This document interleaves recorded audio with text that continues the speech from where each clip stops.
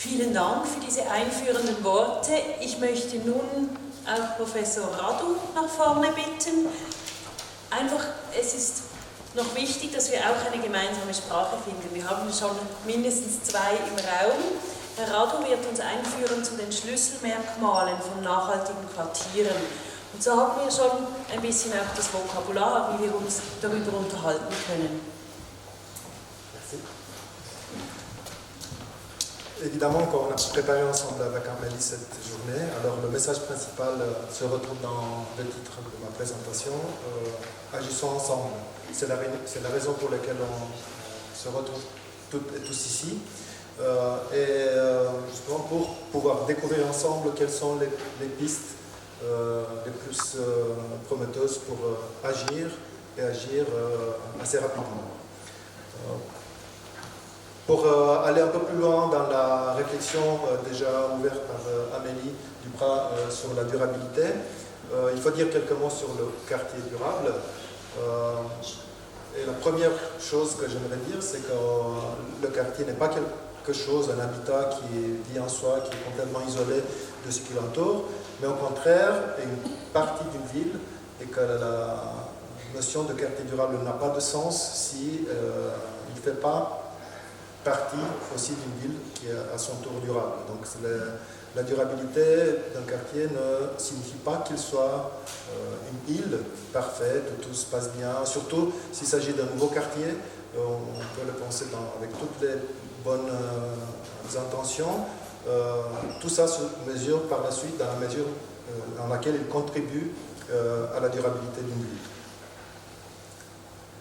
Ensuite, la multidimensionnalité de la durabilité en général se retrouve bien évidemment et à l'échelle d'une ville et à l'échelle du quartier. Et ce qu'on a fait ici comme exercice, évidemment, c'est de retrouver une logique commune qui va des objectifs généraux de l'agenda 2030 qui descendent à l'échelle des territoires plus larges. On peut arriver aux régions, agglomérations, villes, et bien évidemment au quartier. Et certaines d'entre ces thèmes, de ces enjeux, sont encore plus pertinentes à l'échelle du quartier que dans l'échelle territoriale, comme la notion d'inclusivité, de collaboration, de participation, de mixité, d'éco-distance, de santé, bien évidemment tous les enjeux énergétiques que vous connaissez. Donc je ne vais pas non plus entrer dans les détails de chacun de ces thèmes, mais l'idée principale est que la durabilité d'un quartier est aussi multidimensionnelle. Troisième élément, c'est que le quartier durable est toujours spécifique. Là, dans le titre, j'ai utilisé un terme négatif, pas de modèle unique, mais de manière affirmative, ça veut dire qu'elle est spécifique. Donc, il n'y a pas une recette universelle pour dire il faut faire comme ça, ce sont des critères absolus et si on les respecte, on atteint notre but. Non, pour une raison simple, parce que chaque quartier a sa situation géographique, son histoire, son organisation, sa population. Et tous ces éléments sont spécifiques, sont conjoncturels et comme je disais tout à l'heure dans la partie introductive, la durabilité d'un quartier va être construite principalement par ses habitants et sur leur territoire qui est spécifique. Donc il n'y a pas de modèle unique. Dans les informations qu'on vous a transmises lors des inscriptions à cet événement, à cette réunion d'aujourd'hui, on vous a indiqué, on vous a suggéré de regarder, si vous avez eu le temps, des documentaires réalisés par la chaîne Arte qui présentent toute une série de quartiers durables en Europe, certains aussi ils ont pris des exemples suisses. Et justement, si on passe en revue tous ces exemples, on se rend compte que la spécificité que j'ai évoquée tout à l'heure est encore plus culturelle, bien sûr, parce que toutes ces actions s'inscrivent dans une tradition et dans une continuité qui est forcément culturelle, ce qui argumente en fait cette idée de chercher des solutions spécifiques à chaque quartier et pas de chercher un modèle unique. Et pour vous donner aussi un exemple, ça c'est le quartier Loreto de Tübingen en Allemagne, il l'appelle le quartier de courte distance. Qu'est-ce que ça veut dire quartier de courte distance? D'autres l'appellent, il y a un autre terme utilisé pour ça, on appelle ville à 15 minutes. Qu'est-ce que ça veut dire? Ça veut dire qu'on trouve tous les services nécessaires à l'habitat à une distance de 15 minutes à pied. Alors 15 minutes à pied, c'est le quartier, c'est pas autre chose qu'un quartier. Et trouver-toi à 15 minutes, ça veut dire que tous les services qui sont nécessaires pour le bien-être et pour le bien habiter dans son quartier se trouvent à cette distance-là. Quel est le corollaire? C'est évident, alors ça veut dire que le quartier est mixte, ça veut dire qu'il, dans sa composition, il n'a pas il n'accueille pas seulement de logements, mais il y a tous ces services-là. Ça veut dire aussi implicitement qu'il a une certaine densité, parce que s'il n'y a pas cette densité, ces services ne sont pas viables. Et ainsi de suite, on voit si peu importe par quel de ces 12 thèmes on entre dans la compréhension d'un quartier durable, on voit qu'elles sont toutes liées. Un autre exemple, quartier aussi en Allemagne, toujours à Tübingen, qui est donné comme exemple pour un quartier sobre, renouvelable et autonome. Évidemment que tous ces thèmes sont de manière intuitive liés les uns aux autres, parce que ça a à voir avec la manière dont on utilise les ressources. Et les ressources à l'échelle du quartier sont pas seulement les ressources énergétiques, parce que c'est pas seulement quelle température on règle, à quel niveau on règle la température dans notre logement, quelle source d'énergie on utilise, mais c'est aussi comment on utilise les surfaces qui se trouvent dans notre quartier, d'où la notion de ville ou quartier comestible. Est-ce qu'elles sont cultivées ou pas, ou pas forcément cultivées? Est-ce qu'elles sont utilisées? Est-ce que ce sont des espaces perdus?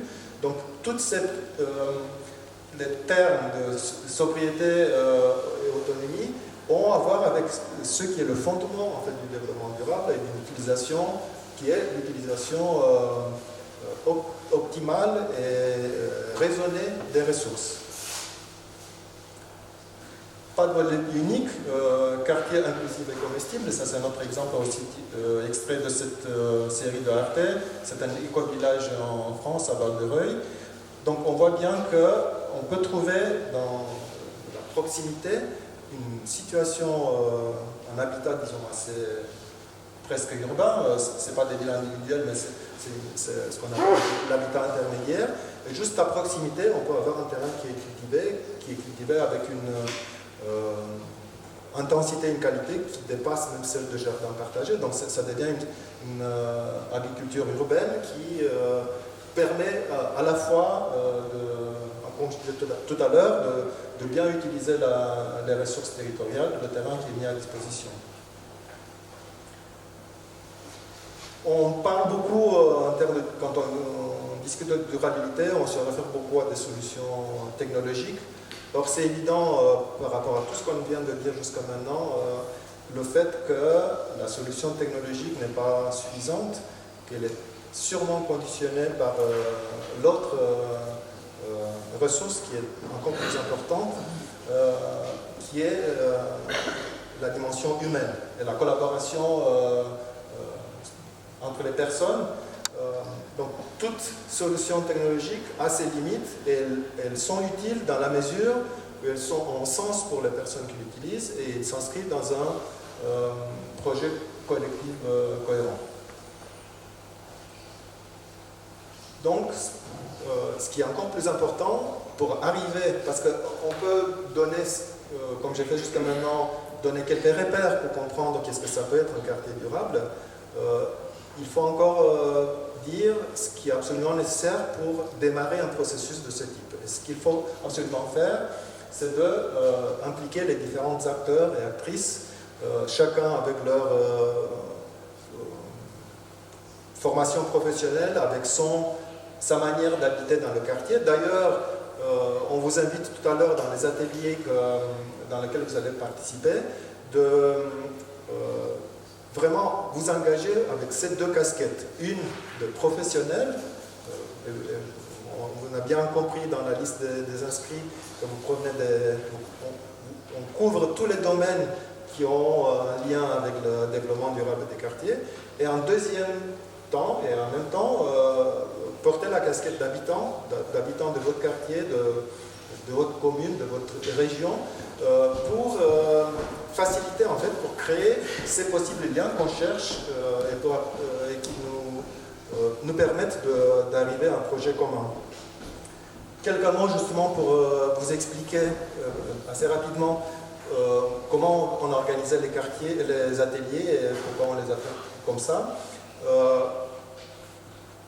On a choisi de vous mettre en situation pas de spectateurs, comme malheureusement on a fait jusqu'à maintenant. Vous avez agi un peu physiquement tout à l'heure, mais on a essayé de réduire la partie transmission ou présentation de notre part pour vous mettre en posture d'acteur et d'actrice, d'agir vous-même. C'est la raison pour laquelle on a organisé ces 10 ateliers. Et aussi au lieu de discuter dans l'abstrait, en général, de cette thématique, on s'est dit que le meilleur moyen, le meilleur support de ces discussions, c'est de travailler sur les quartiers dans lesquels vous habitez. Maintenant, ça c'était un pari qu'on a fait il y a plusieurs mois. On a dit on va faire l'organisation planifiée, elle s'est déroulée comme on s'imaginait, c'est-à-dire on a bénéficié de vos adresses. Après, on s'est dit on va regrouper tous ces éléments dans 10 territoires qui sont les plus représentatifs de votre présence. Et on l'a fait. Maintenant, bien sûr que la situation n'est jamais parfaite et idéale. Qu'est-ce que ça veut dire? Ça veut dire qu'on a à la fois des sujets qui sont des quartiers, fribourgeois par exemple, d'autres qui sont des communes ou des parties des communes, parce que l'échelle du territoire dans laquelle vous habitez, les échelles sont variées. Alors on a essayé de trouver quand même une certaine cohérence et correspondance. Donc si on discute par exemple on a choisi comme cas Recense, c'est comme un quartier. Et je pense que ça c'est aussi une piste de réflexion. Comment quand on doit agir dans des communes qui ont des tailles plus réduites, quel est le mode de pensée pour avancer vers leur durabilité. Donc ça c'est pour que vous soyez conscient que vous allez voir les images des différentes situations. Et encore un complément, bien évidemment, on a essayé dans la mesure du possible de vous situer en relation directe avec le territoire dans lequel vous habitez. Ce n'est pas possible dans tous les cas. Donc dans certains ateliers, vous allez retrouver la moitié qui habitent dans le quartier qui est choisi et puis peut-être d'autres participants qui viennent d'ailleurs. Mais on se dit aussi que ça aussi c'est un exercice intéressant parce que ça va amener des regards d'extérieur qui vont peut-être aider à trouver des pistes et des solutions qu'on ne pouvait pas imaginer autrement. Voilà, donc l'exercice qu'on vous demande, c'est de prendre comme référence votre quartier ou commune, de tenir compte de l'ensemble des thèmes qui sont définitoires pour un quartier durable, et en tenant compte de la multiplicité des acteurs qui sont impliqués, de développer un plan d'action. Parce que, comme je disais, en organisant cette réunion, on ne veut pas multiplier ou rajouter encore une conférence où on vous transmet des informations, mais d'identifier des pistes qui peuvent devenir très rapidement des pistes d'action concrètes et qui peuvent, pas que depuis demain, mais peut-être dans quelques mois, pourraient être vraiment mises en œuvre. Merci pour votre attention et bon travail dans les ateliers.